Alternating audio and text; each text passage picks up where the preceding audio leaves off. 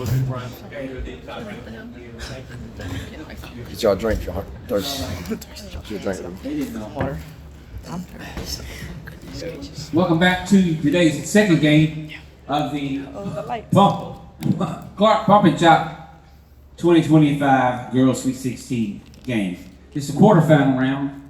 The winners of today's second game, the Frederick Douglass Lady Broncos. We got head coach Daryl Mobley, student athletes Reagan Gregonis, M.K. Bennett, and J. Lee Knowles. Coach, comments on the game, please. Man, great game, man. Shout out to Taylor County. It's my first time I've been in a game where I felt like, they was actually turning us over. I think we turned the ball maybe 25, 27 times maybe. So they had a great game plan. It was like hot potato with us with the ball. We couldn't hold on to it. Question right here. Coach, they got that huge momentum swing in the middle of the third, into the third, beginning of the fourth quarter. How did you guys, when you guys were handed it back to them, how did you get the momentum back? I told my girls, at the end of the day, we had to coach them when it came just the mental part of it. I was just talking about just keeping our head in it. It's plenty of time, it's plenty of game. These are young girls, and I just let them know sometimes, you're young, you can just say, you just crash and just be like, hey, we're done, it's over with. So I just told them, I said, listen, y'all, last 2 minutes of this quarter, I said, we're gonna try to get some stops. I said, we need to at least try to put together at least 2 or 3 stops, multiple, back to back. And I said, as long as we do that, I said, we're still in good shape. And I said, once we come out of here, I said, we get a defensive stop, said we come down, and we end up changing our press. And so we started getting our hands on the ball a little bit more and slowed up the game how we wanted it.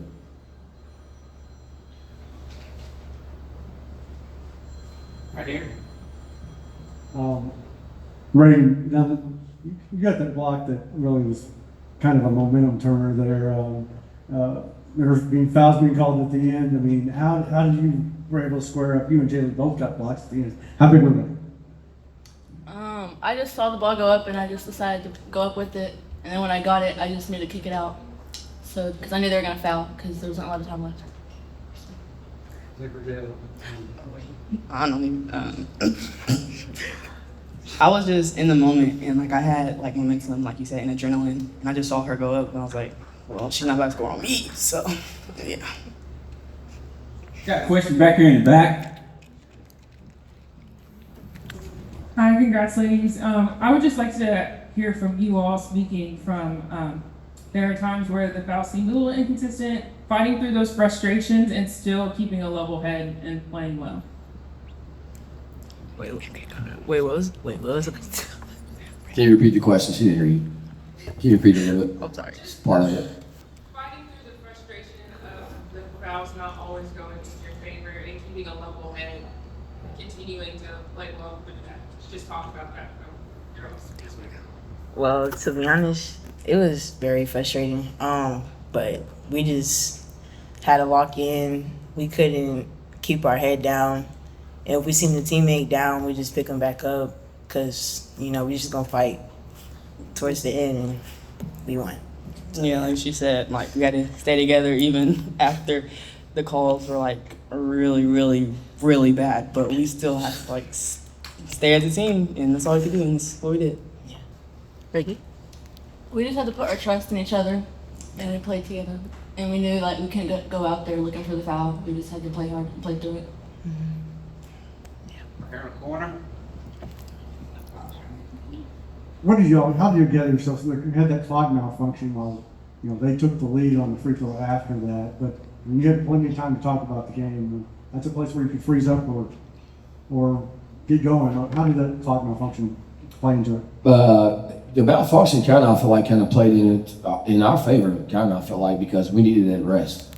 We needed, my girls was tired. We was cramping over there a couple of times during our timeouts. One of our girls was cramping really bad, which MK was one of them. So she couldn't perform the way she really wanted to out there. So I was glad because I was using it as a timeout. But in the midst of that, I was coursing my girls and just let them know, keeping their head grounded, let them know about far as time and possession and what we needed and what we're looking at and the end of the quarter. And I was telling them about what we were going to do if we got the ball. I knew we was about to see a press, so I told them what we was going to get into. So we got to really go over a few things that, as far as looking ahead at what we wanted to do if we was in that type of situation. Final questions for the Frederick Douglass Lady Broncos. Coach, with that said, congratulations on the victory. Good luck the rest of the way, ladies. Thank you. Thank you. Thank you all. Appreciate it. Watch your step. Watch your step, nigga. Your phone. Phone.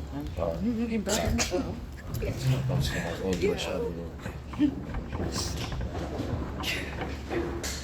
John,